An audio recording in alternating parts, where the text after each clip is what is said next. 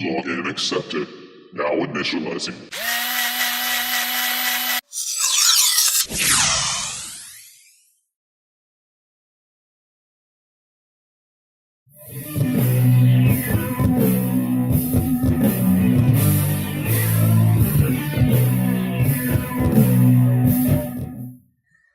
Hi, I'm Andre. I'm going to be answering a question that's been asked me quite frequently, and that question is, can I browse the web with relative anonymity or absolutely any anonymity, and can I browse the web without giving out any information about myself and my computer? Well, to answer that, what I did, I created a special page on my website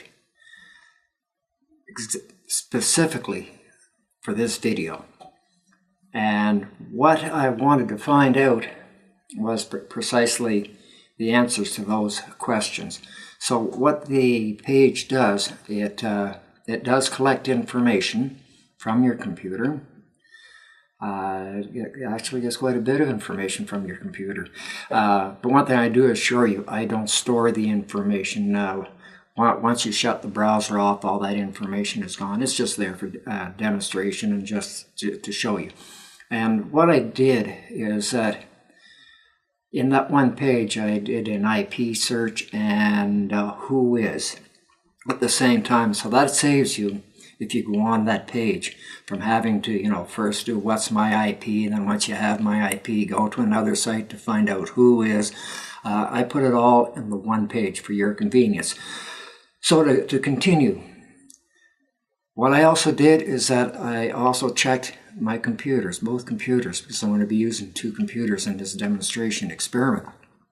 I made sure that it was clean. No malware, no viruses, no extraneous variables. The only things that are there is what I had control over, being a good little scientist that I am.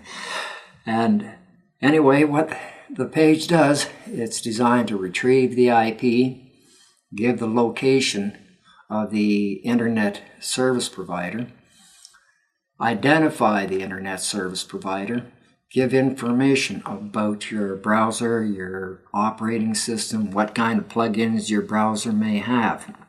Those are the core. Now there's another component to that, and that's the geolocation, which in the demonstration that'll be explained a little bit more clearer. But right now I just have to tell you that geolocation and the regular run-of-the-mill kind of information that is given are two different things. In the first instance, you don't really necessarily know or give permission to. For the geolocation, when a website asks for it, your browser will ask you permission to give that information out. So the testing I did it threefold. I did it with just using Firefox, with running it raw, right out of the box with no changes of settings.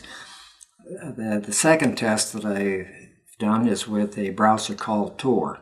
Now they claim that you can browse the net totally anonymously, so I thought that was a good browser to use. And the third test is with what's called a VPN, Virtual Personal Network. And as I go along, they sort of make a little bit more sense. But before we really get into that, because there's this thing about IP that seems to really confuse people. An IP address, and I'm not going to, I could get very technical into this. I could get into TCP and the OSI model and whatnot, but I'm not. Basically, an IP address, well, every device that communicates on a network has an IP, but the one we're talking about is going to be the IP to your router. That's the one that your internet service provider gives you, and I'll be using the IPv4 model. And I say that's just because I know there'll be somebody who's technical up there and they'll say, what about IPv6? Well, like I say, I want to keep this relatively simple without getting too technical. So what an IP address looks like is there's 4 parts to a number, each separated with a decimal point. And each part has at maximum 3 numbers. So if you look at this next slide, you'll see this IP 89.187.142.208. Well, that doesn't make too much sense. How can they trace you with that number? Well, think of it as the first part. The 89 is like a province. The 187, that's like a city. And the 142 is like a street. And the 208 is your house number. So let's say you're being investigated for anything. We'll say downloading movies. And Walt Disney's really pissed off at you because you've infringed on their copyright. And they want to sue you. Well, they find out your IP number. Then from that IP number, they get a hold of your internet service provider, and then they request your internet service provider, because your internet service provider knows that last part, that 208. They know that it's you or the person that pays the bill. So that's a quick overview of what an IP address and how it can be used to detect you. So I went through, and you'll see this in the demonstration, all three tests, and I've got to read out the results here so I can be accurate. In Firefox, computer A is a computer that has geolocation software loaded onto it, and that's because of the things that I do, the experimental work that I do with my computers. Not everybody has that on their machines. Some people will have geolocation hardware, software, and there is a benefit to it. In the event somebody steals your computer can be traced. But that's not your normal everyday computer. So anyway, on computer A, using Firefox accurately reported the service provider and the location. Using a generic script, it was off a bit, about 170 kilometers. That was the generic. With the other script, the subscription script that I had to subscribe in order to use a database that is constantly updated, that was pretty accurate to where to the location of my service provider. Now, it also returned the who is, which I earlier said I built into this web page, and that gave all the information about my internet service provider, the contact number, who it is, where they're located, telephone numbers, all kinds of nice stuff. And that's the part, when somebody gets that IP number, they do the who is, and that's how they find out who the internet service provider, and albeit how they can find you. The browser version was reported accurately. It told me that it was Firefox 50.1 or 50.01, something like that. Both the screen resolution and the operating system was correctly identified. On computer A, the one that's configured to give my geolocation, when I did the geolocation test, it was right bang on. It told me, almost within 5 inches to where my actual location was. It was like bingo. But remember, not all computers are like that. You'll see that in computer B, the differences in results there. With computer B, when I do it, and I'm using the same site, I'm using the same page. The only difference is one computer has geolocation onto it, the other one doesn't. B doesn't. It brought back results, but it wasn't accurate. It was about 4 kilometers from where I live, and that's typical. What you get for results. TOR was quite amazing. It lived up to its claims. Its claim is that you can browse with anonymity. TOR also tells you a few tips to also assure that you will be anonymous. But it spoofed the IP. It gave a false IP. it gave the wrong information about what browser I was using. It said I was using Firefox. Well, I was using the Tor browser, not Firefox, under that test. The other thing that it wouldn't do, it wouldn't allow to do a geolocation. It says that it wasn't supported. So that's that's good. And at the end, it ended up producing the wrong map as well. Now, the third test that I did was with VPN. I used the free version of CyberGhost. And the critique that I have of it is the free version of CyberGhost. I don't know what the paid version can do. It may be able to do things more in depth and more secure for you, but I can't vouch for that. The CyberGhost VPN did successfully spoof my address. Well, that was about the only thing that it did correctly. It produced the wrong location for the internet service provider, but of course that makes sense, right? If the IP is incorrect, the location is going to be correct. But unlike Tor, it did produce the results of what my browser is, what plugins or what the common plugins that I'm using in that browser, and it gave my screen resolution. That it did, but it did spoof the address. And there's a big difference is that, so think about it, when you're getting updates for your operating system or your software, you're not going through a browser, you're going directly through your connection and whatever software that dictates that. So that's outside of the browsers, and this is where a VPN is important. And during the demonstration, I'm going to be showing how consistent that is, because I'm going to switch over to Linux off of Computer A. Now you say, well, how can you do Linux A on Computer A when it's a Windows machine? Well, I have what's called a virtual machine, virtual box. I'm using Oracle, and that allows you to add multiple operating systems on a host computer. In my case, my host computer is Windows 7. So anyway, I'm going to fire up Kaylee, a Linux distro, and I'm going to do a who is and what's my IP using that, and you'll be surprised that it will prove that the VPN does spoof your address no matter what goes out your machine. Again, notwithstanding that you don't have any kind of geolocation software on your machine. That's the only exception to the rule.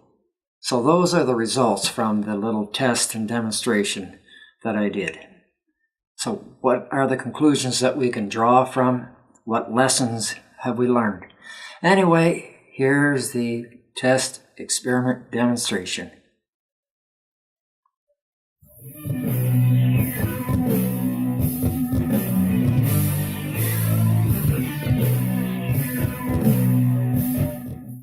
Using Firefox version 50.1.0, I am going to paste the address of the Who I Am page that I created specifically for this demonstration. Once the page opens, the first thing you see is my router's IP address. If you look underneath the heading, General Location for your Internet Service Provider, ISP, you will see the location of the ISP. However, in this case, the location is not accurate because I used the generic JavaScript, which is available for free on the web. Scrolling down to the next heading, the information from this IP locator is more accurate than the previous locator because it places my ISP in my city, not in some other city that is located some 100 plus kilometers away. The reason for greater accuracy is because I use the API, Application Programs Interface plugin from a third party to access the regularly updated database. In addition to the free plugin, they also have a paid version which provides much more information than the free version. Now that the general location of the service provider has been found, we want to identify the Internet service provider associated with that specific IP address. To get this information, you can go online and do a whois on the IP address. For this demonstration, I am using the page that I created to automatically do a whois when a visitor lands on the page. The whois function of the page queries all 5 regional Internet registries to find the identity of the Internet service provider associated with the IP address. The result of the query identified 2 of the 5 registers who correlate that IP address with the name of my Internet service provider. LANIC, Latin American and Caribbean Network Information Center, and ARIN, the American Registry for Internet Numbers, have both generated all the pertinent information about my Internet service provider, including the range of the IP addresses assigned to that provider, as well as the name and the contact information of that provider. With this information, it is now possible for any law enforcement agency, at least in Canada with a court order, to find the identity and the location of the person who is paying the bill to the provider. If you recall, earlier I mentioned the Regional Internet Registry. The Regional Internet Registry, as of today, consists of 5 main organizations and their registration authority affiliates. In Canada, the registration authority is CIRA, Canadian Registration Authority, whose primary responsibility is to maintain and manage the .ca domain registry for Canada. The role of these 5 registries is to manage the allocation and the registration of all Internet numbers within their region as depicted on the map. For Canada and United States, all the IP addresses are allocated and maintained by ARIN, the American Registry for Internet Numbers. If you click on the links that I have provided, you will be able to access the websites for each of the 5 regional registries, including the Canadian Authority. In addition to the IP information that you provide, you also broadcast without your knowledge or consent information about your browser, your screen resolution, and the operating system that you are using, which, depending on the site that you visit, that information can be collected and saved to a database for statistical analysis. The information about your actual physical location while browser browsing is not possible unless you agree to release that information to the website, or you have some geolocation software or hardware that you either intentionally or unintentionally installed on your computer. For the geolocation demonstration, I will use 2 computers, one with geolocation installed, computer A, and the other, computer B, without geolocation software installed. The reason for using 2 different computers for this demonstration is because it requires a reboot to shut down the geolocation service, and vice versa, a reboot to restart the geolocation service. With computer A, I am going to retrieve my coordinates using the geolocation API function of the browser. It is this geolocation API that provides the information to the web page. Scrolling down to the heading, Your Geolocation, I am going to click on Show Me My Geolocation. The browser asks for permission to share location before proceeding. If the user declines, then there is no geolocation information that is passed on. On the other hand, if the user permits the browser to transmit the coordinates, then those coordinates will be broadcasted to the site. Not all browsers support the geolocation API, such as Chrome and Tor. For those browsers that do not support the geolocation API, the user's coordinates will not be given over the Internet.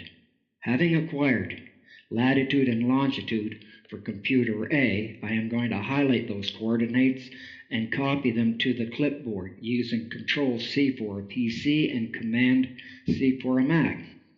Once I open up Google Map, I am going to paste the copied coordinates using Control-V for PC, Command-V for Mac into the Google Maps search field, and then press the search icon or the return key on the computer's keyboard. The results returned from the search is 100% accurate, showing me the exact location of my business on the Google map. Using Computer B, and if you recall, that is the one without the geolocation software installed, I am going to repeat the same procedure that I did earlier on Computer A. Once again, as before, I will do the cut and paste thing to Google Map. This time, accuracy is compromised. While the map still shows me in the city of Fredericton, the location reported is about 4 kilometers away from my actual location, and that's what I expected from Computer B. Incidentally, Computer A and B are on the same network using the same router.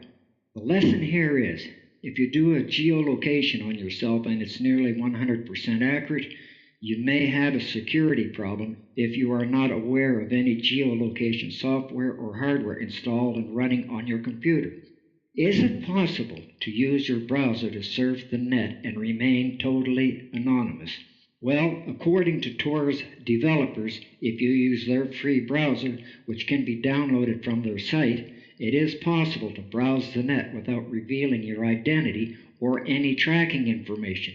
To test the validity of this claim, I am going to once again use Computer A along with TOR, the Onion Router browser. Starting with Firefox, I will once again go to my Who Am I page to get my actual IP address that my service provider has assigned to my router. Now that I have my IP address, I will open up TOR and do the same thing as before. Navigate to the Who Am I page and look for any discrepancies between information provided by TOR and information provided by Firefox. As you can see, using TOR, my IP address is different from my actual IP address. Scrolling to the IP locator sections, you can see that both locators report my location to be in France. The Whois query provides a little more information, but still not enough to reveal the identity of my internet service provider. If we look at the browser specs, the browser specifications are incorrect. Remember, the browser that is being used is Tor, not Firefox. No plugin information is given, and the operating system that is reported is not the actual operating system that is being used.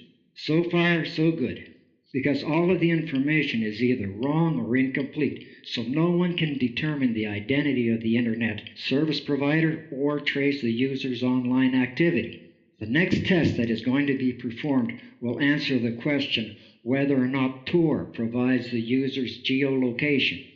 The test is simple, and as before, I am going to click on the Show Me Your Location button. Instead of providing my coordinates, the following message is displayed.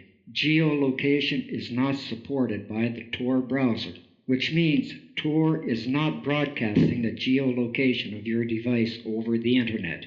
To finalize the test, I'm going to open up Google Map and see what map location will be produced.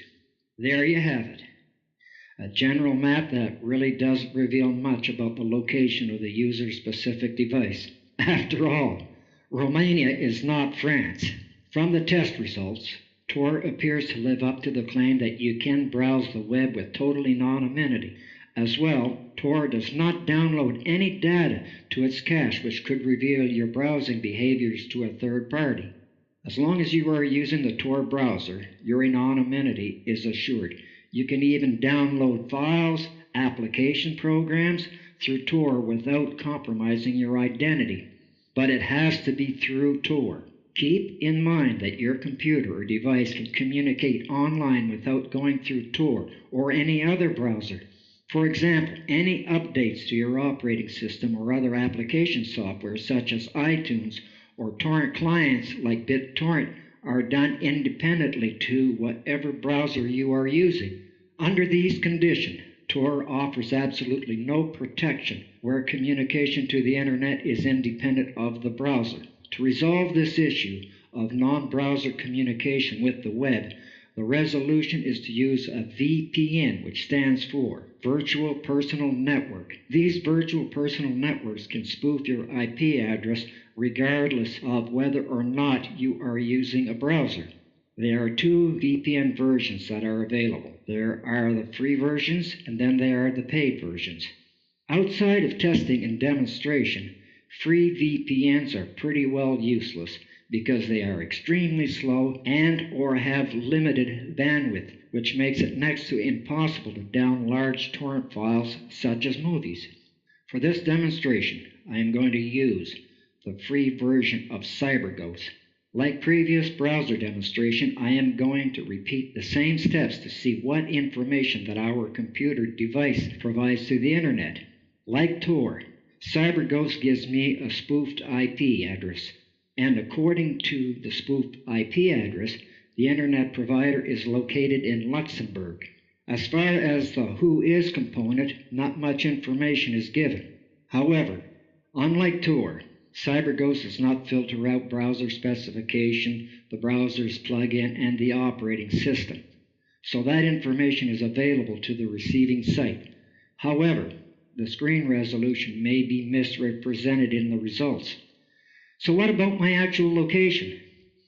Does a VPN allow geolocation information to be broadcast through their servers?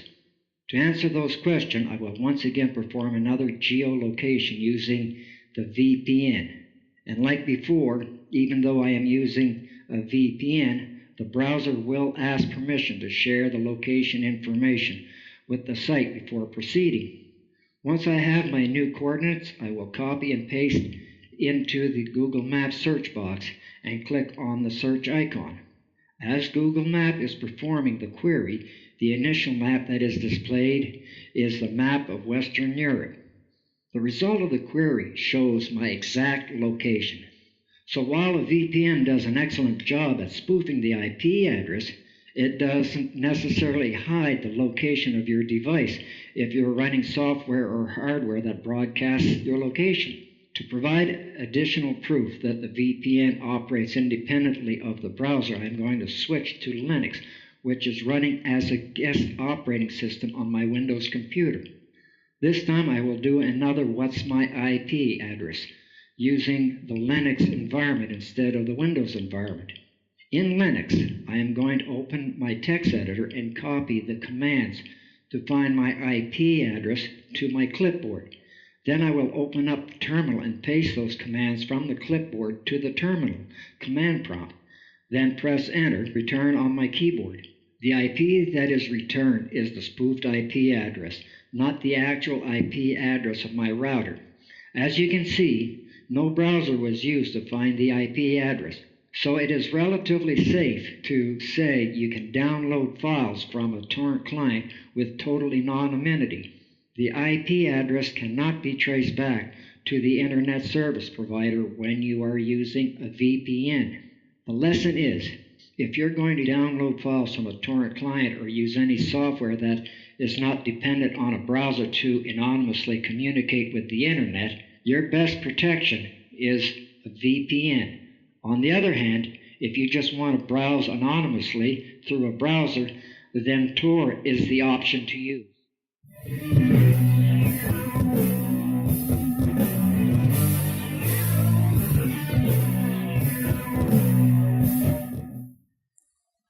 If you're running a browser like Firefox, a lot of information is given out, like your IP, your screen resolution, your operating system, the plugins that you wish, and of course, once your IP is given out, then somebody can do a who is onto it and find out who your internet service provider is, and if they have legal authority, they can find out who you are, and that's not a good thing. Now, not every site stores that information. Some don't, some do for their own use, and then there are others that will store that information to a database and sell it to a third party who creates another database. And I could get into data mining and whatnot, but that's a big subject, and it can get quite complicated how information about you can be collected. Because remember, you're always giving out information. You fill out an Air Miles card, customer loyalty cards, and those can get collected, and a prominent, third-party geolocator can collect that information, find out, who you are. But like I said, that's a pretty big, subject to go into it. But with Firefox, there are things that you can do to help, keep yourself, relatively anonymous. And one is the geolocation API, and that's that application program interface. You can disable that so your geolocation is not given out. It disables it. And one of the things is that once that's shut off, no information goes out. I mean, that's it. It's the end of the road. And how you do it, I'll read out the instructions so I don't mess it up. Simply with Firefox, in the URL bar, the address bar, type about : config. Then type geo enable. Double click on the geo enable preference, and then you can disable that API, and so you never have to worry about it. Now, Tor, on the other hand, was quite impressive because it did what they claimed that it would do. It spoofs your address. It doesn't give any information about your browser. It doesn't give any information about your actual screen resolution. It doesn't give you. It doesn't give out your operating system. It doesn't have a geolocation API, so that's not given out. If you do a map search, it's inaccurate. So Tor, I have to say, does live up to its performance. But also as a reminder, when you go on the Tor site, they do have suggestions on how to even be better at browsing anonymously using their browser. Now the VPN, the Virtual Personal Network, it had some shortcomings, at least the free version from CyberGhost did. One, it was successful in hiding the IP, and we've seen that. It did it both on computer A and computer, I only did it on computer 1. But it showed it, under my Windows host, and it showed under my Linux guest operating system. So it did its job as far as hiding the IP or spoofing the IP. But for the rest, using the free version, at least, information about your browser was given, and it was quite accurate. But the thing is with a VPN, if you want to do something anonymously, as far as your IP is concerned, it's pretty good. It doesn't matter if you're using a browser or if you're using, any other software besides a browser to communicate with the web. But one thing I know, especially some of the young high schoolers there, that would go, oh yeah, the VPN there, I can kind of, use that to, hide myself and try to break into my school's computer. I wouldn't advise to do that. When you start doing that kind of illegal activity, while a VPN does give protection, that's a whole different ball game. You can, unless you really know what you're doing, I wouldn't try it because you are going to get caught and you are going to go to jail. It's a lot different than if you're just downloading, copyrighted material and you've pissed off the copyright holders, versus if you're trying to break into somebody's network system. And like I say, I can't get in too much on how you can do that with relative success because, well, it's just one of those things that I can't, divulge, but it's okay to tell you about, the average safekeeping, but not the heavier stuff. And like I say, I do repeat myself, if you try to break into a system or do any high-end hacking and you're just relying on a VPN, be ready to, do some jail time, and once you're in that situation, don't pick up that bar of soap. So anyway, just to finish up, and for clarification, I don't support any kind of legal activity. The information that I've given here is only for educational purposes, not to be used as information to be used to carry on any kind of illegal activities, and that includes downloading, copyrighted material. So thank you very much for watching this, and for you people who are just new at the game, I hope the information has been helpful. Well, once again, thank you very much. Till next time. Session terminated. Initializing shutdown.